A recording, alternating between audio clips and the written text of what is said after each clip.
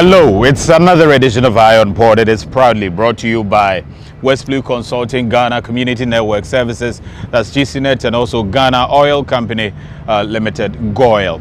Folks, the railway industry is very important to the port industry, and so in the past, if you recall, the two sectors had a lot to do together.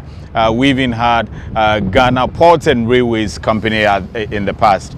So a lot of people have expressed hope and dream to see that the rail sector works effectively to ensure effective port administration as well. So the entire country devoted a ministry for the railway industry. Just about a year ago, a minister was appointed. He'd been doing a lot of underground work, and I can report to you that it appears there's a very bright light at the end of the tunnel. The government of Burkina Faso as well as the government of Ghana have been able to put together a joint committee of experts who right now have been able to announce a communique that is seeking to appoint a transaction advisor as well as a contractor who will begin the construction of a rail line all the way from Tema here to Ouagadougou in Burkina Faso. Almost all the deals have been signed. The committee had been meeting in the past 1 week, and a lot has taken place. Listen. A communique has been pronounced by the Joint Committee of Experts for the Ghana-Burkina Faso Interconnectivity Project to kickstart railway plans that connects Ghana to Burkina Faso. The government of Ghana and Burkina Faso have set October 2020 as completion date for the construction of the 1,100-kilometer Accra-Ouagadougou railway project. The Joint Committee of Experts, comprising representatives of the Ministry of Transport and Urban Mobility of Burkina Faso and Ministry of Railway Development of Ghana, met in Accra for a conference from 19th February to 22nd February 2018 to finalize the first phase of official plans regarding the imminent railway project that would link Ghana to Burkina Faso. According to the communique, the partnership allows the government of Ghana to procure for a transaction advisor who would oversee efficient procurement and facilitation of project. The communique, on the other hand, spelled out that Burkina Faso is given the responsibility to liaise with the private sector company to fund and develop the project. Burkina Faso indicated that they have been approached by two private sector partners, namely Dubai Touch and African Global Development SERL. One of the partners, African Global Development, who has shown much commitment, has already conducted feasibility studies on the proposed line, for which copies of their report are to be submitted to the committee, including drawings on the route, and proposed to undertake the project on a BOT model. Also at the Joint Committee meeting, a bilateral treaty for the development of railway interconnectivity between the Republic of Ghana and Burkina Faso was agreed on to cover the wide scope of project. Legal officers of the two countries would be required to review the draft treaty for presentation at the next JCE meeting in Ouagadougou. On March 12th and 13th, when the next official meeting of the JCE is scheduled, the final phase of agreement would be conducted for rail plans to commence on the ground, according to the communique. Joe Garte, Minister of Railway Development of Ghana, lauded the historically smooth cooperation between the two states. He stated that Burkina Faso explored many other routes, including Togo and La Côte d'Ivoire, but considering the success projected in the transit trade with Ghana, they chose the Tema to Ouagadougou route for the project. Burkina Faso has been examining the way it can get to the coast from Burkina Faso, it being a landlocked country. They have examined with several contractors and several consultants different routes that can be used. They've looked at the Ouagadougou-Abidjan route. They looked at Takoradi, they looked at Tema. They can also go through Lomé, or they can go through Cotonou, and they have chosen our route as the route that they prefer. Jogate expressed the ministry's objective to have the project completed by October 2020. However, he said it is best to designate tasks to the transaction advisor and the contractor to announce an accurate timeline, but said a transaction advisor will be appointed by 9th March 2018 as well as a contractor for the project. Any person who does the project must be in the position, financially and otherwise, financially and technically, because you can have the money, you may not have the technical expertise, to complete this project by October 2020. Vincent Dabilgu, Minister of Transport, Urban Mobility and Road Safety for Burkina Faso, said the essence of rail lines is to link the two countries for their mutual benefits. He assured of the commitment of the Burkina Faso government and appealed to the JCE to put in their best for the realization of the project. So the joint committee of experts, including folks from Burkina Faso, also folks from Ghana, met, and that communique was announced there. But how soon are we supposed to see the construction of this rail line that almost everybody is asking for and hoping to see, from Tema all the way to Ouagadougou? Who and who are going to work on this? Also, how long is it going to take? We are picking information that the two governments want the commencement or the commissioning of this rail line to be latest October 2020. That's the last quarter of 2020. Is this feasible and all of that? We engaged the Minister of Railways to ask him a lot about what's been going on. Today, for instance, you held a seminar. I think it's supposed to be a joint committee of experts looking at a rail line that's supposed to link Tema all the way to Burkina Faso, which people have craved for all this while. How is that going? I think it's going very well. I think it was May. Then our president visited the president of Burkina Faso, and I remember I was in South Africa then, and I had a call that I must be at that meeting. So I just arrived. Just at the time I got into their presidential palace, just at the time the meeting was about to start. Okay. And one of the reasons that was when the president was in Burkina. Well, yes, he got there before me. I was flying in for South Africa. I'd gone to promote, of course, our rail sector in South Africa. But one of the major reasons why the president wanted me to be there was that he wanted to signify a seriousness to his colleague president as to the Ghana-Burkina interconnectivity line. What has happened is that Ghana has been thinking about Takoradi Paga or Tema Paga. First of all, Ghana were thinking about just ending at Kumasi. That's why we had Bonkra and so on. Then we moved a step further and said, listen, we can take the rail to Paga, either from Takoradi to Paga or from Tema to Paga. Now we're creating a Y, as it were, Takoradi Kumasi, Tema Kumasi, therefore Kumasi to Paga. So it enables you to go from either of our ports to Paga. But Burkina had been working on this for a long time. They themselves had been trying to connect to us. So they were viewing various options. They had viewed from Burkina to Abidjan.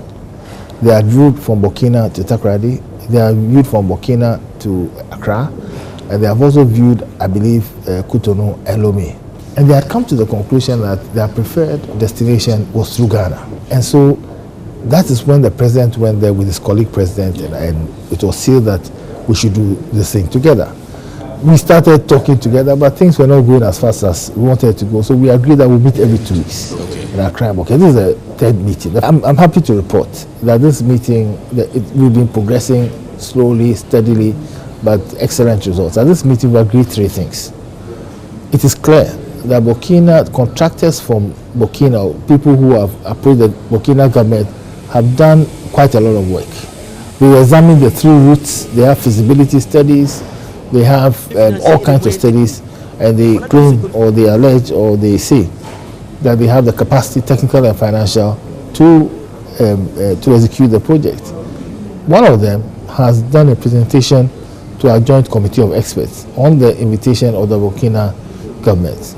Our joint committee of experts have recommended that we give that contractor an opportunity. We have agreed to give him an opportunity, of course, subject to me seeking further clarification from the powers that be from above. But an opportunity to do what? To go ahead with the contract? To go ahead with the construction. An MOU. Okay. But so there's a contractor that had already done his own homework. Feasibility, everything, detailed. Okay. And he's a Burkina contractor? No. He approached the Burkina government. Okay. So he came from that angle, but not necessarily a Burkina. Not a Burkina. I think it's an American, Qatari or something combination. But they had studied the various routes and had come to the conclusion that this route is the best route. So this group we said, well, we are prepared to consider this group on one condition, that we choose the transaction advisor to review the work of this group, to be able to advise both governments. One, whether they mean what they can walk the talk. Two, we have to agree on the term of the concession and all of these things. So they agreed to that. And we argued, among other things, that we have consultants on the line just now. For example, we have consultants, a German-Ghanaian consortium, who are working on the Kumasi-Paga line. The president said in the State of Nation address that there are people there who are going to show us or advise us on the financial model. What is the use of going to appoint a fresh set of contractors if you have people who are working on the line? Because whether we end up passing through Akosombo, through Yendi to Tamale to Paga, or we end up passing through Kumasi to Paga, still we'll go from at least from Tamale to Paga. People are working there already. The Burkina people, government, the delegation have agreed in principle. But of course, we have to extend their contract. We have to tell the contractors, they have to agree. And so the consultants, they have to agree. So hopefully, whilst we have agreed in principle that we are going to give their contractor the first opportunity, 3 months or so, to show whether he has the capacity, and our consultants are the people who are going to vet it. I think it's a fair decision to take. One country brings one person, the other brings the other. Okay. Then also, we also have to enter into a treaty between the two countries. The ECOWAS treaty recognizes the fact that members of the ECOWAS countries can enter into a treaty to govern their relationships regarding a specific matter. In this case, Ghana, Burkina, Rail Interconnectivity Project. So these three things are things that we are going to discuss in Burkina on the 9th. Hopefully, by that time, if both me and the minister from Burkina have obtained the necessary approvals, we can sign the MOU with the contractor, and we can also sign the agreement with the transaction advisor. The deadline we've given them is that the Burkina government is very serious. They want the train to arrive in Burkina Ouagadougou by October 2020.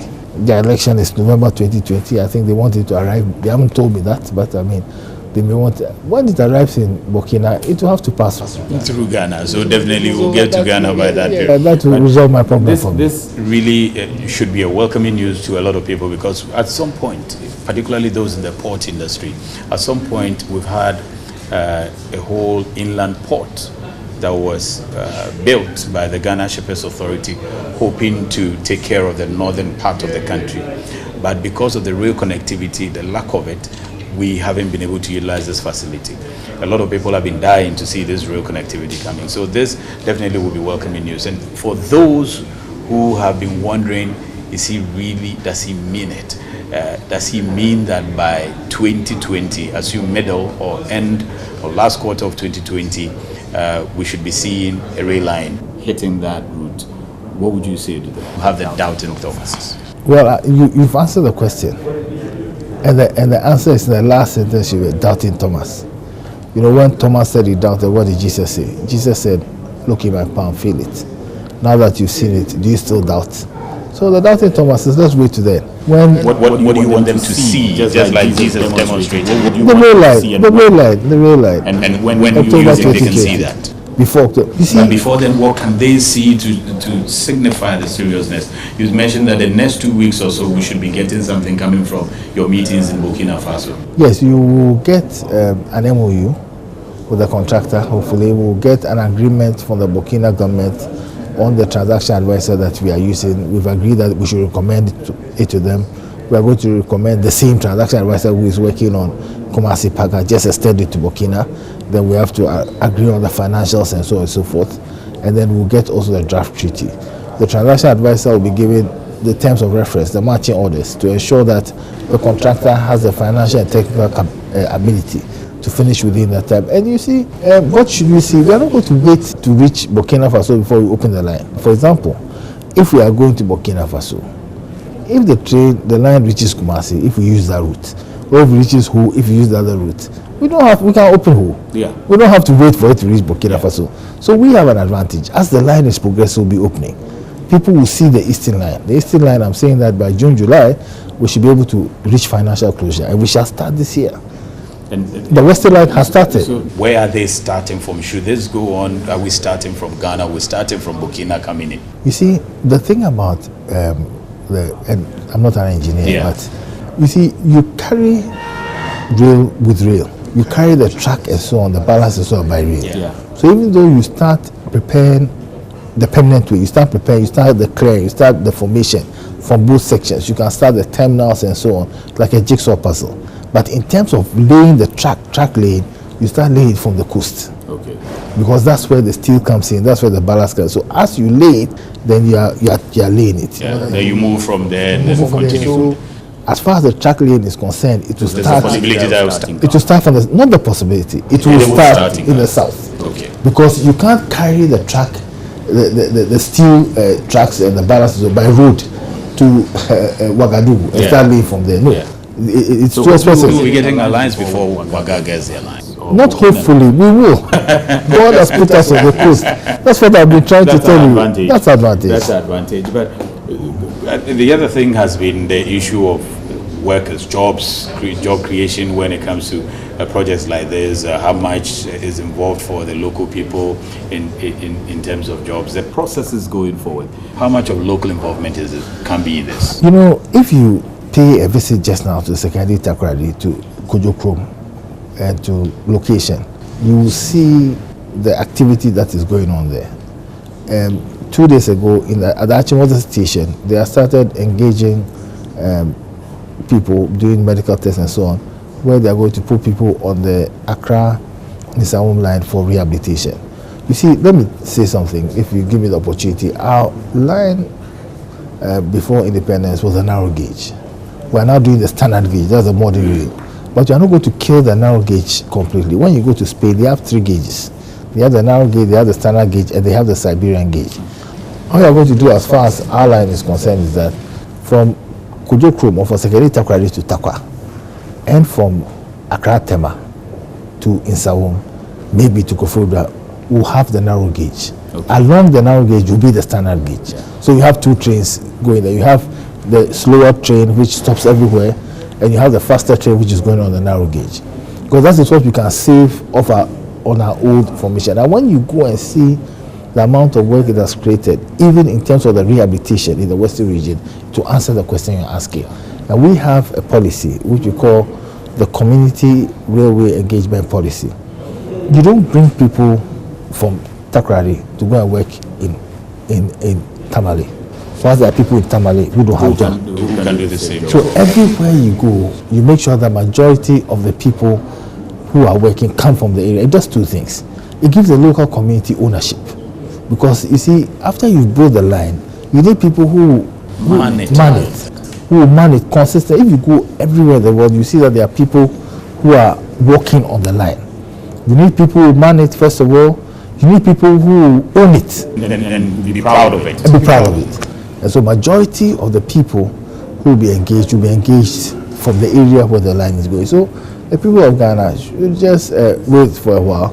They'll be shocked by the number of jobs this will create. You see, it's going to create jobs when it's being constructed. It's going to create jobs after it's been constructed as well.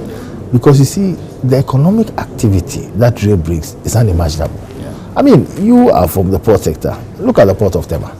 Look at the activity. You know, the port of Tema was started in 1952.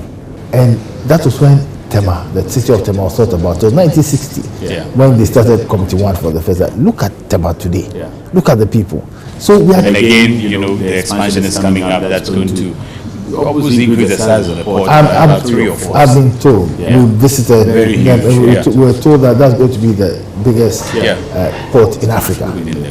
Within the continent. And I'm happy that they have a very huge terminal. This is a very huge terminal for rail. Yeah. So that was the Railways Minister, Joe Garte there, very optimistic. And obviously, as you can tell from that communique that was signed and the expressions by the minister there, the future looks very bright. Next week, we'll be engaging the Honorable Minister once again to talk about what he has been doing ever since assuming office. What is there apart from the BURKINA, Accra or Ouagadougou Accra railway line? What else is in stock? We'll find out a lot more from the rail sector in the next episode of Iron Port. In the meantime, some rather unfortunate news when it comes to the rail sector. A dormant train, actually, that was not in motion, sitting somewhere just decided to run by itself, you know, and then hits a trailer like this one, but had no cargo on top of it. It hit it at the Gasem junction somewhere there. Very unfortunate incident. Listen in. A trailer under rehabilitation crashed into a trailer around the eastern gate of the Fishing Harbour area in Tema Port. The collision occurred at the junction of the Gasem Road. There was no engine or conductor in the train when the crash occurred. With this, I believe if it was being manned, automatically the drivers or the operators would have signaled the coming. So this is purely a peculiar case where there's no one manning the track, the train and the track. And it was like going. In fact, I can't even imagine what it would have resulted in. The train with at least 6 coaches, however, had its engine running before the crash occurred. The fire and safety manager of GPHA, Jimmy Nabdaisy, urged everyone to take rail lines seriously to avert accidents of any form. This also sends a signal, strong signal. The rail parts shouldn't be a part we should joke with. Mostly until an incident occurs, before many people will be aware of themselves how we need to more like treat a rail line. He hinted that GPHA volunteered its staff and cranes to survey the situation. There were no fatalities but a few destructions of properties. Well, this incident was able to rid off all the causing indicators and all that, but these things we need to still fix them back because they are good signs to alert us if there's any moving train coming. Iron Port returns after the break. Hello. Good morning, this is Samantha Wendy. I am sending a purchase order from SA2 Ventures International. Our policy for new supplies is 2 containers to start with, but you must deliver within 30 days. Don't worry at all. I'm going to get you the 4 containers within 30 days or less. Bye. To get his pineapple slices from his country to his clients overseas, Mr. Appiah and his representatives have to complete a number of regulatory compliance procedures to various international trade stakeholders. Hey, Baba, what's going on? Get it right? I mean, how?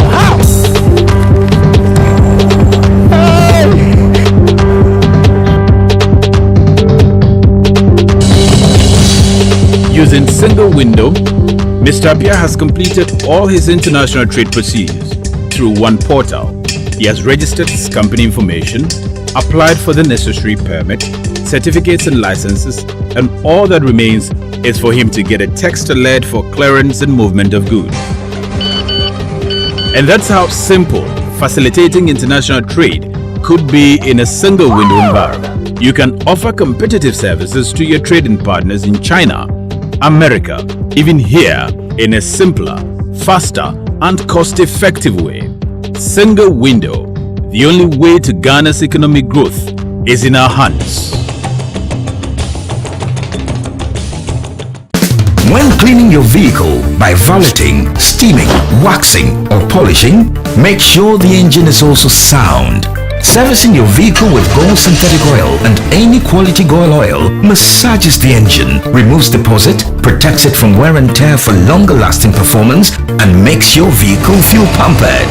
Made for diesel and super engines. Remember, after every 15,000 kilometers of enjoying your ride, service your engine with Gold synthetic oil. We're a champion. That's why I, Azuma Nelson, 3 times world boxing champion and a patriot, always choose Goil. Ashene Pankasa. Goil, good energy. Welcome back from the break. You're still watching Iron Port News, as well as activities around the ports next.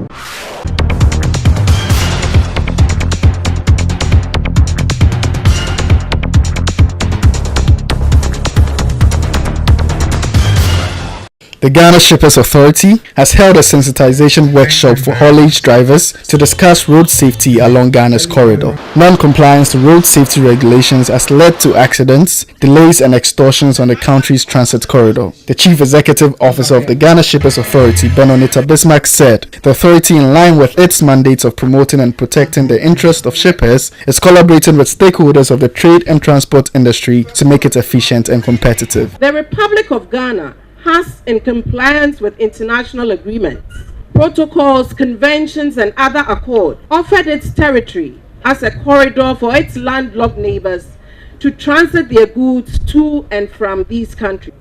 Following from this, significant efforts have been made to facilitate transit trade and made its corridor one of the most competitive and attractive in the sub-region. The General Manager for Marketing and Corporate Affairs of the Ghana Ports and Harbours Authority, Esther Jebidonko, emphasized that the transit trade development requires the commitment and involvement of all stakeholders along the corridor, including the Ghana Ports and Harbours Authority, the Customs Division of the Ghana Revenue Authority, freight forwarders, shipping lines, Ghana Highways Authority, National Road Safety Commission, Ghana Police Service, district and municipal authorities and insurance companies. She said GPHA has worked very hard with other stakeholders in growing the transit trade, but there is more room for improvement, especially in road incidents involving trucks carrying transit cargo. Transit cargo through the ports of Ghana, which is Tema Takoradi, grew from 1,025,787 tons in 2016 to 1,249,336 tons in 2017, a 22% increase. Another critical component of efficient haulage system is compliance, with laid down conventions and regulations both at the country and sub-regional levels. The planning officer of the Accra Commission for the National Road Safety Commission, Charles Odro-Kwatin, said the commission records not less than 11,400 crashes yearly, with the heavy-duty vehicles being third victims compared to saloon cars and minibuses. Management of Tema Shipyard and Dry Dock, a leader in ship maintenance and repair, oil and gas, civil engineering, and one of the largest shipyards and dry docks in Africa, as part of the company's corporate social responsibilities, has donated some assorted food items and an amount of 5,500 Ghana cedis to the Mafu Children Care Foundation in Tema. Presenting the items on behalf of the management, Senam Aseye Fiagbenya, head of planning at the Tema Shipyard and Dry Dock, explained that the management of Shipyard and Dry Dock saw the need to give back to the society, hence their decision to be a blessing to the Mafu Children Care Foundation. She expressed the commitment of the company to continue to support the foundation. With support from all our bosses, from our CEO, our GM and senior management, we have one here. It is from our hearts of hearts, we think this home deserves something from us, something God has given us and we want to give back to. The board chairman of the Mafu Children Care Foundation, Reverend Isaac Apenting, who received the items, expressed gratitude to the management of the company for their generous support. He promised to ensure that the donation is used to cater for the children. We have one child who is now, this May, he will be completing Regional Maritime University with a diploma in marine engineering. He came to this house as a houseboy. International news around the port next.